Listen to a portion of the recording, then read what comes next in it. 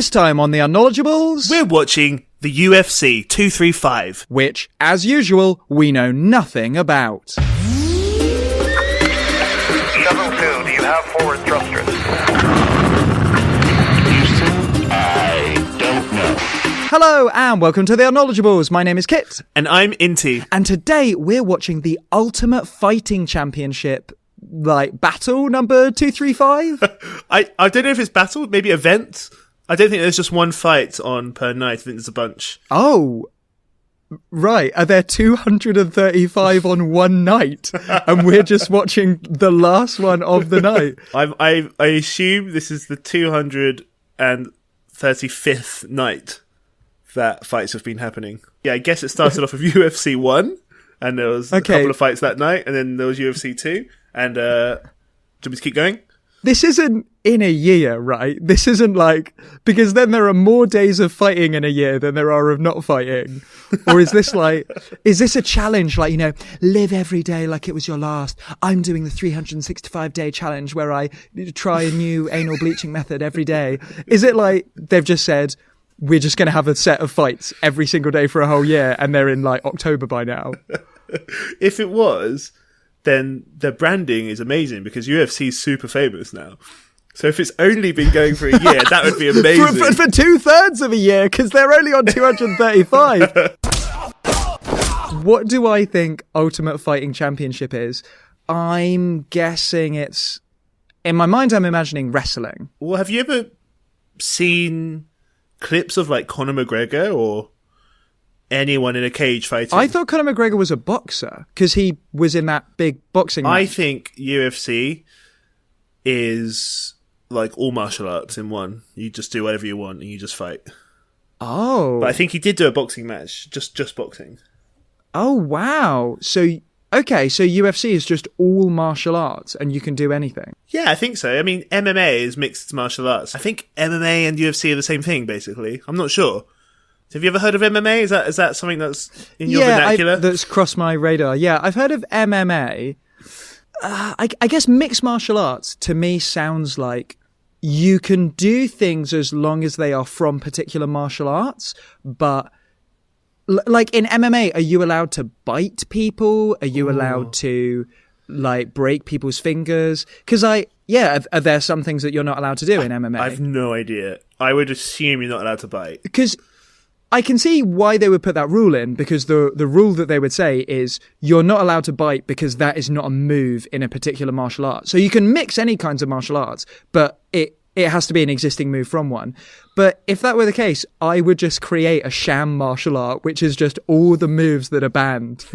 So my martial art is all based around biting, punching in the crotch, gouging eyes, doing an arm bar on a child who's under 12 years old. Let's say you were just thrown into a cage with somebody your weight, and somebody who maybe equally isn't as good at fighting. I think a lot of people have a mental block. If you go to smash someone's face in, there's a mental block of wait, do I really want to do this? And I think that is something that would hold me back because I would have that mental block.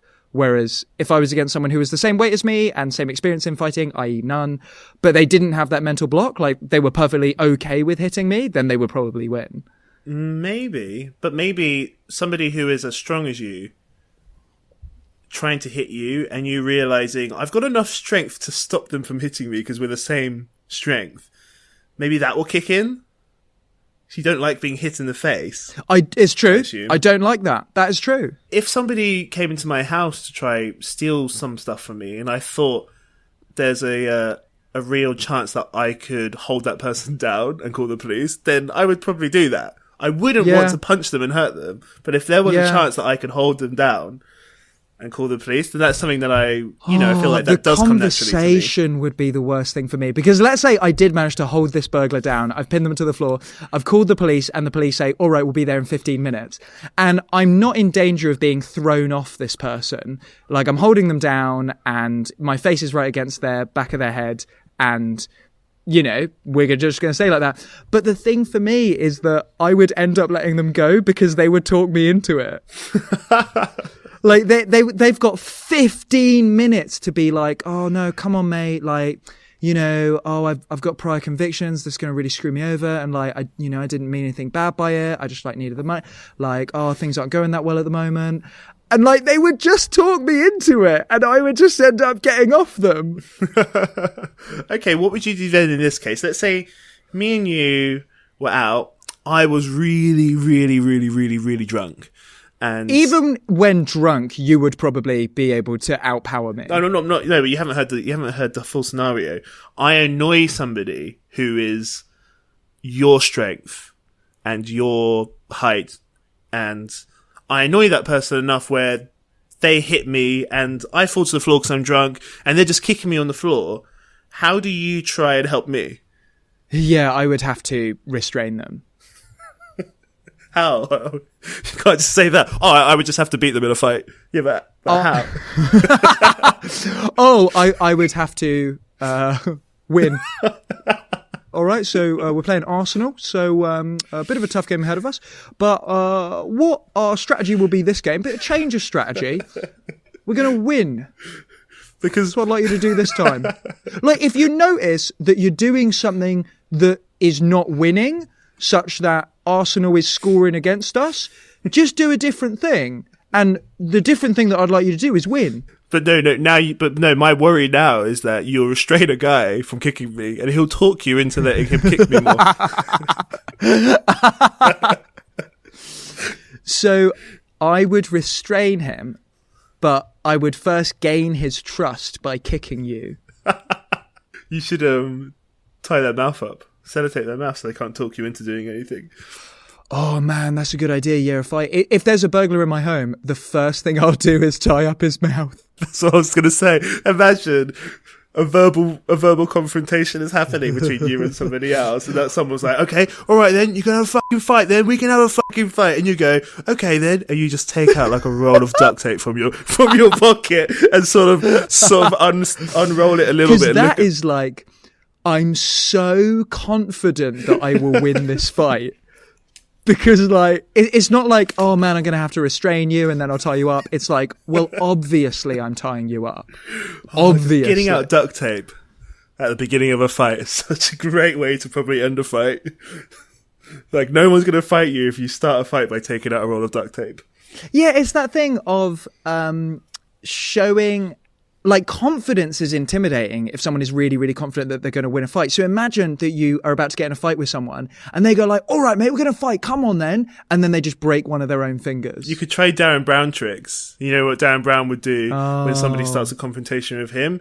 He will say something which doesn't suit that situation at all. And it'll make the other person... where he goes, no, mate, it's Wednesday. So do you think you could do that in a cage fight? In a cage fight. I'll just go into a cage fight. Here are my tactics in a cage fight. I've got at my disposal biting, scratching, duct tape. Oh, I forgot about the duct tape. I've got biting, and I'll need the biting in order to tear off pieces of the duct tape. So I've got biting, scratching, duct tape, and I've got, the 1812 Overture by Tchaikovsky really tells a story. The other fighter just breaks down crying. At the beauty of the 1812 Overture. They're like, it does, the Russian peasants successfully repelling the invading French. But how screwed would you be if you took out some duct tape, went to bite it, and the ref goes, no biting! Ooh, then you're in trouble.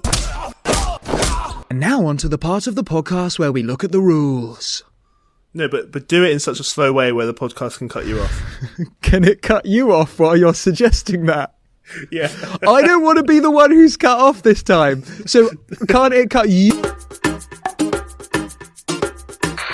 It is best not to cry over ignorant milk. Okay, so we've got the Wikipedia page open, but we haven't looked at it yet. So, Inti, making some guesses, what do you... Because I feel like you must know something about the UFC already. Do you know any rules? No, I do think I've never seen anybody biting somebody in a cage fight, so that must be a rule. So I'm going to say that.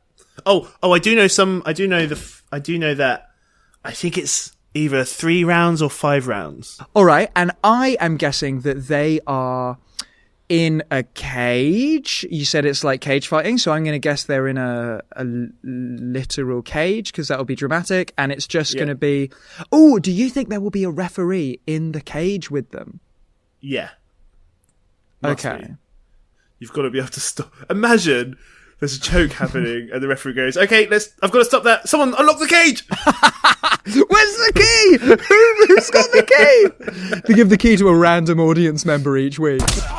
Do you think you're allowed to break people's bones? Like, do you think you're allowed to just... Like, can you lie on top of someone, pin them down, and then just start breaking their fingers one by one? Surely not. Surely not. There can't be a legal sport that is televised where people just pin someone down and then start breaking their fingers one by one. That can't be allowed. Because that's just causing needless damage. Surely you're just trying to beat them into submission, but not pin them down and then just damage them as much as you can. Surely. Well, it can't be... It's probably almost impossibly difficult to do, because as soon as you clench your fist, it's really hard to start breaking someone's fingers. Yeah, I guess so. And secondly, boxers and fighters, they break their fingers and hands all the time just hitting people's skulls. I really think there's going to be a rule about you can't just pin them down. Like, could I pin someone down with my gaffer tape and then just start biting them? Just start biting pieces off their body. Like, is that allowed? Like, how soon will it take the referee to step in if I start eating my opponent? Yeah, that's definitely illegal. Yeah, like, are you allowed to remove parts of their body? So are you allowed to pull out a tooth or rip off an ear? Like, I'm gonna guess no. Well, they've always got cauliflower ears, which I love. Well, all the more I want to eat it. Yeah. I love a bruised cauliflower, sorry. I assume this is how UFC basically came about. We know who the best karate players are, who the best jiu-jitsu fighters are. We know who they are because they've all got all their own championships and competitions. I want to know who the best fighter is in the world. So we're going to get all the best from all of them, and they're just going to fight each other. Out of all the different disciplines, what do you think's the best? Oh, I don't know many martial arts. I'm going to guess maybe boxing won't be that high up because boxing is just about hitting, and all of the East Asian martial arts are about using people's body weight against each other. If you put a guy in a room who's amazing at wrestling, like who is just so good at grabbing your body and throwing you to the floor and keeping you there, against a guy who is so good at punching anybody who gets near him, I just reckon that's such a good fight. That's such an interesting fight. Well, let's hope we get to watch that. On to the Wikipedia page before that, though. Yeah, smooth. I will stand on that altar and say I do not know. Emergence of stricter rules. Although the UFC used the tagline, "There are no rules" in the early 1990s, they did in fact operate with limited rules. It banned biting and eye gouging. Wait. Yes! Ding! Along with groin strikes. Yeah, that's also, and Ding! fish hooking, hair pulling, head butting. Ugh. Head butting. So fish pulling, hair butting, groin pulling. In a UFC 4 qualifying match, 2 competitors agreed not to pull hair, and they both wore ponytails tied back. And then there was another match in which someone just unleashed a series of groin strikes against someone else while they were on the ground. Hey, so when someone's on the ground, you're not allowed to you're not allowed to kick the head of a grounded opponent or knee the head of a grounded opponent. Just an opponent who's really grounded. Yeah. You can't kick their head at any time. So, like, I would go in against a kickboxer who's only going to try and kick me in the head, and I'm just going to go in and go, I am 30, but, I am where I am. And sure, there are people I went to school with, I went to university with, who are much further in their careers now than I am, but everyone moves at their own pace. And he'll just be like, oh, I can't kick him in the head now. Timidity. That's an illegal move. Timidity. It's illegal to be cowardly. All right, well, I'm immediately disqualified. Yeah. Immediately. I'm not even allowed in the building. There are no rules, but don't be a coward. Leave. Hey, so what I'm doing is I'm not just getting up information about the UFC, I'm getting up information about the fights which are on the event that we're going to be watching. The first one is against a guy named Robbie Lawler, who is an ex-champion. I think he was a champion previously. Mm-hmm. And he's going against a guy called Ben Askren, and it's his first time in the UFC fighting. This will be exciting. What specialities are they? Like, what kind of fighters are they? Well, Ben Askren is a wrestler. He's like an Olympic wrestler. Okay. He's actually done mixed martial arts, but in different organizations, which isn't the UFC. And he's been an undefeated champion in all these other organizations. Like, in Asia, they've got one championship, which I think is their equivalent of the UFC. And he's been the undisputed champion of that for ages. Oh, okay, so it's his first time in UFC, but he knows what he's doing. The thing is, all the best fighters in the world are in the UFC. So even though he's been a champion, he hasn't had to really fight, the best people in the world yet. Uh-huh. So now he's got his chance to go into the UFC, and his whole thing is wrestling. I don't think he punches at all. So he would be like what I would probably be like, and you. He doesn't punch people that much. He just likes to pin them down. Which is interesting, because I guess if you've been the champion of all these other things, that's always going to be the question. Is he really one of the best in the world? Who knows? Well, now we get to find out. He's going to be in the UFC fighting an actual champion of UFC, Robbie Lawler, who's one of his specialities seems to be stopping people from taking them down. One of his specialities seems to be not losing. He's gotten that football coach from the team playing against Arsenal. Looking at their photos, Robbie Lawler, the champion, he looks crazy. He looks like a bald-headed muscle, basically, just like a muscle. And Ben Askren, the wrestler, he looks kind of chubby, like a Dadbod. Looks kind of really normal. Oh, wow, Dadbod, okay. Now on to the part of the podcast. We watch the video. See, this is where you should be cut off, because it's always me who... All we have to fear is the unknown. There he is. This is the rest of the guy walking in now. This is the guy who you said was Dadbod, right? Yeah. I mean, that was a photo that I looked on Google. He might look toned now. He probably puts really misleading photos of his body on Google to lull his opponents into a false sense of security. This is the other guy. Oh my goodness, this guy looks like a jacked... this guy looks like a Tekken character. Oh my goodness. This is a crazy looking, bold, totally jacked, perfectly muscled specimen of a man. This is going to be carnage. Hey, it's a cage. I was right. Ding! Oh my goodness. The pictures of their bodies in the, in the red corner, in the blue, the graphic that they put up on the screen with the two cutouts of the men. Oh my goodness. That's such a disparity in body types. Robbie Lawler was 170. And Ben Askren, the wrestler, was 170.5. In weight? Yeah, it says at the bottom of the screen there. Oh, so they're the same weight? Yeah, they've got to be.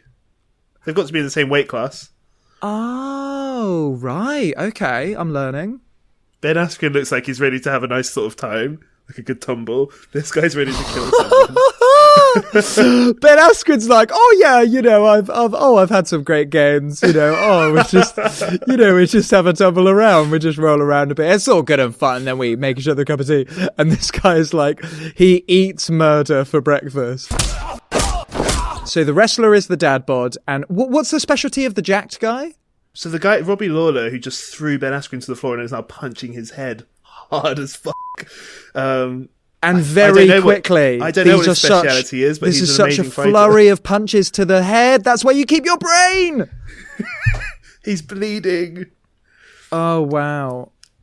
I don't know what Robbie Lawler's speciality is, but he's been the champion, so he must be pretty good at everything. Okay, so Robbie Lawler, the jacked guy, pretty much immediately flipped the Dadbod wrestler guy, flipped him over onto the floor, and then just started pummeling his face until he bled all over the floor.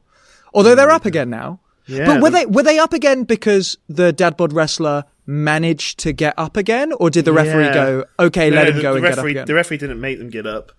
But Dadbod just got hit in the head so many times. And he's still getting punched in the face. Imagine how screwed up your brain must be now Like, he must feel really slow, and Oh, yeah. he's just been punched in the head by that guy, like, 10 times on the floor. To me, it seems like the Dadbod wrestler, Ben Askren, wants to get close, because by getting close, he's limiting the punching range of the other guy. So he wants to be able to use his wrestling by getting in close, which he's done now. So he's really minimizing the strikes that the jacked guy is able to do to him. They're just kind of locked their shoulders together, facing each other, and just kind of grappling, but not much happening. Okay, so Dadbod is holding the jacked guy's foot, just holding his feet. Going up. But I wonder, is the jacked guy, Robbie Lawler, chilling out here? Because No, this is extremely hard for both of them. They're really, using but all the of jacked their guy, strength. Robbie Lawler, could just pummel him. No. I think trying to keep your balance and stop yourself from getting to the floor takes an incredible amount of energy and muscles. And wrestlers, they can just break watermelons with their arms. Once they hold a watermelon hard enough, they can just break it. And now it looks like he's about to break this guy's head. All right, so now Dadbod wrestler has does he managed pass out? to get jacked guy down to the floor and is choke holding him, and the referee has tapped him out. So Wow. Dadbod wrestler won this round. Yeah, Did he? He won the fight. Once he tapped out, that's it. Wow. It's just crazy how quickly these things can change. Like, that changed so quickly in terms of who had the upper hand. The guy who's on the screen right now is called Kamaru Usman, and he's from Nigeria. What's his specialty? He's a wrestler as well. Okay, so we've got a black guy Wrestler, who's a yeah. wrestler in green shorts. And then the other guy who's not on the screen, his name's Tyrone Woodley, and he is the current champion. So this must be a fight for the championship. Okay, the current champion. And Yeah. what is Tyrone Woodley's specialty? Well, it just says Everything. it just says champion. So I Mixed guess martial he's- arts, everything. So we got wrestler versus mixed martial arts, everything. Okay, so Woodley is the champion, and Tyrone. And Kamaru Usman is the contender. then wow, the Nigerian guy Usman in the green shorts has got a really interesting. Just when they did the oh my goodness, It's like a panther. yeah. Like he's not standing up straight. Even when they did the, we bump our fist, do a fist bump to be like, play fair, that kind of thing. Even then he was like his whole body slack, like oh my goodness, he's like moving across the floor on all fours. That's an intimidating fighting style. Yeah. Because that's like you're fighting a werewolf. True. But he's kind of dropped that now and he's just being a normal standing up human. Compared to the last wrestler we saw, Dadbod, he looked Yeah. a lot more like he's trying to stand up and fight. So reigning champion has grabbed the Nigerian wrestler and is headlocking him. Wow, so the wrestler got him down, but the reigning champion, I guess, has dealt with wrestlers a lot and put him immediately in a headlock. Just one arm. But- Just with one arm got him in a headlock and the Nigerian wrestler he can't get out of this. But he's punching his, like... He's I don't punching know. his body, but it doesn't look like he's got much swing reach. So But I don't know how much it hurts, but accumulatively, I'm going to guess a lot. consistent elbows to the thigh, even if they don't hurt that much one by one. It's like balls to the wall. Come on, elbows to the thigh. Must be so annoying if you feel like you're an amazing fucking fighter. Like, that's what you do, Yeah. you fight. And you have to deal with wrestlers, which it is fighting, but it feels like a the majority of sneaky this form fight of is two fighting. people holding each other. Yeah. It's sneaky. Yeah, Stop holding me. Stop hugging me. Stop pulling me around. Just throw punches. For goodness sake. So they are locked with their arms and shoulders against each other. And in doing that, because they can't get apart from each other, they're both just trying to swing their knee up to strike the other person's body. But you're not allowed to do groin strikes. So what I would do, because you can barely see where you're kneeing, I would just make my groin as open as possible so that the other person, wherever they go to strike me, they will strike me in the groin. So you will your aim is to disqualify them. Yeah. You put your parts of your body into their mouth. Yeah. And you put like you pour like a little bit of like sort of salt on your arm and stuff, so it sort of tastes like nice meat. You're like, come on, bite me. Oh my goodness, they're just trying to strike each other's thighs and stamp on each other's feet. Oh my goodness, they're like locked in an embrace, like a standing upright hug. face to face, and they're just trying to stamp on each other's feet. Imagine you're watching like your favorite action film, like Die Hard or whatever, and this is the final fight of the movie. Just people trying to stand on each other's feet. You get to the end of Star Wars and like their lightsabers skitter away from them off the end of the cliff, fall into the lava, and then they're like, I have the high ground. You will not be able to stamp on my feet. It says that crotch strikes are not allowed, but does that cover the penis and testicles of male competitors? Because what if they wanted to strike me in the testicles, but they could just pull my scrotum so that my testicles are halfway down my thigh? So it's like, well, it's not a groin strike because I'm not hitting him in the groin. I'm hitting him in the thigh area. When they say a groin strike, are we reading that term right? Like, does a groin strike mean a strike to the groin? Or maybe it means using your groin to strike people. A thrust. So the wrestler finally threw the reigning champion to the floor and, like, pummeled him in his face and body. That sounds like a solid way to win. That's solid. You can't make an omelet without breaking some knowledge. We just watched UFC 235, so the 235th round of face strikes while grounded that the UFC has done. Who do you think was your favourite fight? Ooh, I suppose the Dadbod one was interesting in how quickly it turned. It was interesting in the sense of, one person definitely has the upper hand, and then at the last minute it all changes. And, you know, that's useful for me to know if I ever get in a fight that I could be being absolutely beaten into submission, but I could think, hey. Yeah, I wonder how good your willpower is. You know, if I'm holding you down, how much do you think your willpower is and strength to try and get back up again? In a sporting competition, I just feel like the stakes aren't high enough, so I'd probably happily tap out because I don't want to incur massive damage to my body. So what would be the best technique which we can come up with to get someone to the floor? Could you, like, try and... If the floor is a rug, you could, like, do the thing they do in cartoons where they, like, you know, shoof the rug and then a tidal wave travels all the distance along the rug and then, like, throws them over at the end of it. Every punch that comes towards me, I would use the momentum and their own power, and I would time it perfectly. So every time a punch comes towards me, I move and push their arm towards the floor every single time. All right, so that was UFC. I can't wait for UFC 236. Thanks for listening to the show. If you enjoyed it, please subscribe. And if there's anything else you'd like us to watch and become less unknowledgeable about, send us a link on Twitter at The Unk Podcast. That's at THEUNK Podcast. And if you're hungry for more Kit and Inti, I've got a musical rom-com called Love Pill the Musical. And I have a feminist sketch show called The Second Sketch. And you can find them wherever you listen to podcasts. See you next time! Now on to the part of the podcast